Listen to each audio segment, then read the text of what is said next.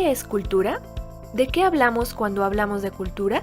A vuelo de pájaro es fácil imaginar el concierto de Año Nuevo que cada año ofrece la Filarmónica de Viena, los murales del Palacio de Bellas Artes, una obra de teatro alemán en el Festival Internacional Cervantino o una exposición en el Museo Nacional de Arte. Todo se ajusta a lo que tradicionalmente conocemos como cultura. Pero ¿qué pasa si visualizamos alguna escultura prehispánica del Museo Nacional de Antropología, un vestido típico del Istmo de Tehuantepec, una ofrenda del Día de Muertos, alguna fotografía captada por Graciela Iturbide en el Festival de Rock Avándaro o el festejo de Semana Santa en Iztapalapa? La noción de cultura se desdobla, cede ante todo ese cúmulo de expresiones que están muy alejadas de aquello que denominamos alta cultura.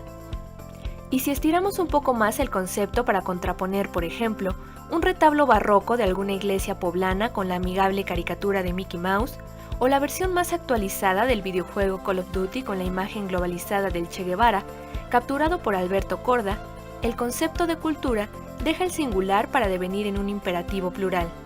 Ya no podemos hablar de cultura sino de culturas. Cultura digital, cultura popular, cultura de masas, contracultura, alta cultura, cultura indígena, cultura visual y así tantos como sean necesarios. Gabriel Said recuerda que la palabra cultura está documentada desde 1515, pero aclara que fue hasta 1729 cuando el primer diccionario de la Real Academia Española la definió como la labor del campo o el ejercicio en que se emplea el labrador o el jardinero, y, metafóricamente, es el cuidado y aplicación para que alguna cosa se perfeccione, como la enseñanza en un joven para que pueda lucir su entendimiento. En el siglo XIX, la definición de cultura se vio afectada con la entrada de la antropología como ciencia en Europa. Esto derivó en un complejo entramado de regímenes e instituciones que visibilizan y categorizan al ser humano y sus objetos desde un discurso colonial, que significa pensar en sistemas diferenciadores entre alta y baja cultura, lo primitivo y lo civilizado. Partiendo de la tradición romana, Bolívar Echeverría caracterizó la cultura como el cultivo de la humanitas, de aquello que distingue al ser humano de todos los demás seres, de una humanitas concebida, primero como la relación de las comunidades grecorromanas con los dioses tutelares de su mundo, después como el conjunto de las costumbres, las artes y la sabiduría que se generaron en ese mundo, y por último, esta vez en general, como la actividad de un espíritu metafísico encarnado en la vida humana. Y de nueva cuenta el término cultura se desdobla en un conjunto de conceptos que no necesariamente pueden ser unificados, o como explicó Johann Gottfried Herder al referirse al término Kultur, nada es más indeterminado que esta palabra y nada más engañoso que su aplicación a todas las naciones y todos los periodos. En esto coincide Terry Eagleton, cuando recuerda que existe una sensación de que la palabra cultura ha sido contaminada por el nacionalismo de derecha. El término sugiere un fenómeno unitario, una cultura que en las manos equivocadas, deslizándose sobre las desigualdades y diferencias, podría ser bastante siniestra y peligrosa. Pero más allá de nociones eurocéntricas o nacionalistas, la palabra cultura tiene la capacidad de enunciar ideas aparentemente contrarias. Raymond Williams explica que en arqueología o antropología cultural, la referencia a la cultura o a una cultura apunta primordialmente a la producción material, mientras que en historia o estudios culturales, la referencia es a sistemas significantes o simbólicos. Lo interesante de Williams es que no genera un contrapunto entre ambas concepciones, sino un complemento. Partiendo de la posibilidad de que la cultura se complementa y afecta en cada una de sus ramas, vale la pena perfilar las principales acepciones que hoy se da a la cultura. Bellas artes. La cultura que se vincula a las bellas artes, o en un sentido más amplio a las prácticas artísticas, está definida por disciplinas que se agrupan en teatro, danza, literatura, ópera y artes visuales. Este universo creativo se sostiene a través de un complejo entramado institucional que promueve y legitima la creación. Hay discrepancias en el origen de la palabra arte. Hay quien la ubica en Inglaterra o Francia en el siglo XIII, mientras otros lo llevan a la Italia del siglo XV. Pero lo cierto es que su nacimiento se ubica en una extendida tradición europea que fue adaptando su uso a las necesidades específicas de cada época. Raymond Williams indica que sin una especialización predominante, el arte tuvo hasta finales del siglo XVII una vasta aplicación en asuntos tan diversos como la matemática, la medicina y la pesca con caña. En los programas universitarios medievales, las artes, las 7 artes y más tarde las artes liberales eran la gramática, la retórica, la aritmética, la geometría, la música y la astronomía, y en un principio, desde el siglo XVI, artista se usó en ese contexto, aunque sufrió un desarrollo casi contemporáneo que lo llevó a designar a cualquier persona con destreza o a quien ejerciera una de las artes presidida por las 7 musas: historia, poesía, comedia, tragedia, música, danza y astronomía. El proceso histórico que engendró la palabra arte y por tanto la constitución de esta como actividad autónoma fue el resultado de cambios económicos, sociales y culturales, la aparición de un mercado cultural, la independencia de los artistas de la tutela religiosa y cortesana, la creación de museos, galerías, teatros cerrados y salas de concierto, la apropiación colonialista europea de objetos ajenos a su cultura y su reunión en las metrópolis, y la justificación sistemática de estos hechos por filósofos italianos, franceses y alemanes. Todos los sistemas del arte se han transformado y han producido sus propios cuestionamientos internos, lo que se refleja, por ejemplo, en la necesidad que tienen los creadores de vincularse a otros campos creativos. El arte tiene la capacidad de desescribir y desmitificar los lenguajes convencionales opresivos. El antropólogo cuestiona esta tradición eurocéntrica, ya que considera que la penetración imperialista, además de subordinar a las metrópolis del desarrollo cultural americano, desarticuló, atomizó, distorsionó o absorbió casi todos los intentos de producir desde nuestros pueblos formas artísticas y culturales que respondieran a sus necesidades. Por esta misma razón, la palabra cultura ha tenido que ampliar su campo de referencia para albergar todas aquellas expresiones que no provienen de una tradición europea y que, como el arte mismo, surgen a partir de necesidades geográficas y de época muy específicas. Arte popular. A diferencia de las llamadas bellas artes, el arte popular refiere a una producción realizada por la clase trabajadora o por artistas que no ponen su acento en el consumo mercantil, sino en la utilidad placentera y productiva de los objetos que crea. En teoría, el arte popular no apela a una originalidad o a la ganancia que deje su venta, sino que la calidad de su producción y la amplitud de su difusión están subordinadas al uso y a la satisfacción de necesidades colectivas.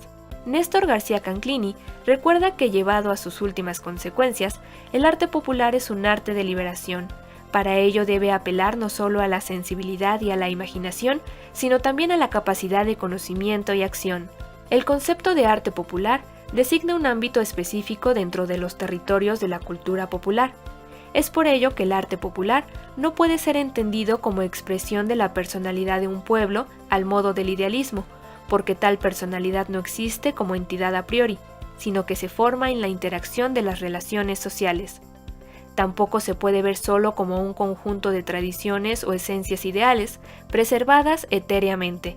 Si toda producción cultural surge de las condiciones materiales de vida y está arraigada en ellas, aún más fácil es comprobarlo en las clases populares, donde las canciones, las creencias y las fiestas están más estrecha y cotidianamente ligadas a los trabajos materiales en que entregan casi todo su tiempo. Arte indígena. Al igual que es importante ubicar al arte popular como un elemento que se integra a la cultura popular, también es necesario puntualizar que el arte indígena es una modalidad específica de arte popular, como resultado de la expansión de procesos coloniales y poscoloniales de popularización de lo indígena y de mestizaje e hibridación intercultural. En ambos casos, lo popular y lo indígena se afirman desde la expresión de su diferencia. La noción de cultura indígena corre el riesgo de ser homogeneizadora. Puede estandarizar toda una diversidad de prácticas, como explica Guillermo Bonfil Batalla, quien indica que la categoría de indio es supraétnica y no denota ningún contenido específico de los grupos que abarca, sino que hace referencia a la relación colonial entre ellos y otros sectores del sistema social global del que forman parte. En toda América Latina, los discursos nacionalistas y populistas parten de la cultura popular indígena como elemento de cohesión. El nacionalismo, señala Ticio Escobar, Considera a la nación como una sustancia completa encarnada en el pueblo, concebido como conjunto social homogéneo y compacto, un sujeto ideal que nada tiene que ver con las exclusiones y las miserias que sufren los indígenas reales. Mitificada, la producción artística se vuelve fetiche o reliquia, remanente fijo de un mundo condenado a la extinción. Congelado en su versión más pintoresca, el arte popular queda convertido en ejemplar sobreviviente de un mundo originario arcaico cuya mismidad debe ser preservada de los avatares de la historia. Escobar también aclara que aunque el arte indígena no pueda hoy ser considerado como un cuerpo completo y cerrado, impermeable en sus formas a las de la cultura erudita y la industrializada, es importante que su diferencia sea preservada, porque las disyunciones binarias que enfrentan en forma fatal o popular requieren ser desmontadas. Cultura de masas. En el otro extremo existe la llamada cultura de masas, que casi siempre se enuncia en términos peyorativos, ya que se asume que el arte para las masas es producido por la clase dominante para transmitir al proletariado y a los estratos medios la ideología burguesa, además de proporcionar importantes ganancias a los dueños de los medios de comunicación. Si bien son justificados este tipo de juicios, también vale la pena explorar los beneficios que ha traído, por ejemplo a la música y los medios de comunicación masiva. Ivo Josipovich asegura que los medios de comunicación fueron uno de los factores más importantes de la repentina evolución de la música en el siglo XX, mientras que en la antigüedad un estilo musical tardaba 1 o 2 siglos para establecerse. En el siglo XX cada década presenta un nuevo estilo y muy a menudo aparecieron varios estilos en paralelo. En el campo de la cultura musical, los medios de comunicación ejercen una importante función educativa.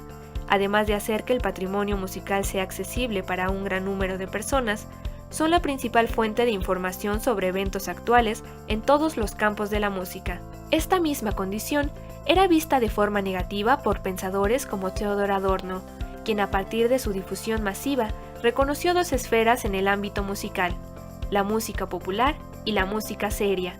Adorno concretamente pensaba en el jazz, que consideraba como música de consumo para acompañar el baile y para entretener, por lo que contribuía a consolidar la industria cultural, que también es la industria del entretenimiento.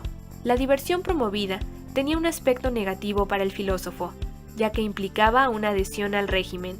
Divertirse significa estar de acuerdo. La diversión solo es posible en cuanto se aísla y se separa de la totalidad del proceso social. Divertirse significa siempre que no hay que pensar. El jazz, según Adorno, estaba orientado al control manipulador de las subjetividades e identificaba a los consumidores de esta música con aquellos hombres que debían matar el tiempo porque no toleraban el hecho de que no podían escapar de su situación social. Pero en la actualidad, esta discusión queda un poco rebasada ante los retos y problemáticas que enfrenta la cultura digital. Cultura digital. No se puede negar que la llamada revolución de la tecnología digital y la información es en muchos sentidos un tsunami a nivel cultural. Su impacto en la sociedad es comparable con el régimen que generó la imprenta y la difusión de la cultura a través de la escritura.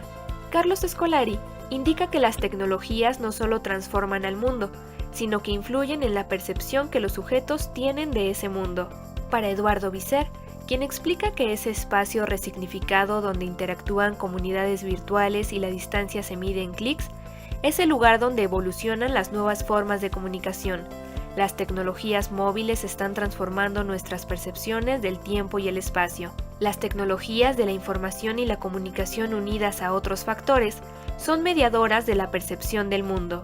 La cultura digital en construcción, señala Andy Lavender, es un fenómeno de cambio informacional, comunicacional, cognitivo, emocional, sensorial, interactivo y de comportamiento humano social provocado, dinamizado y promovido por el desarrollo tecnocientífico y otros múltiples factores.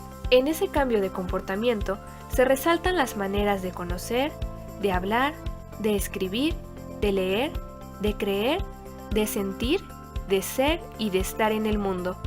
Ese nuevo espacio de pensamiento de la dimensión humana es a la vez un nuevo espacio de construcción social de la realidad, de comprensión de los nuevos lenguajes. El mundo digital es un espacio donde entran en tensión el poder de los corporativos, como nuevos mediadores manipuladores de la circulación, gracias al poder de los algoritmos y el control de datos. pero estos se enfrentan a las prácticas de los usuarios instituidos ya como productor-consumidor, donde la potencialidad de su agencia genera nuevas formas de ciudadanía, nuevas socializaciones, así como una comunicación resistente, creando comunidades de creatividad y participación incesantes e incluso potenciando los alcances del activismo político. Guión: Edgar Alejandro Hernández. Voz en off: Viridiana Mondragón.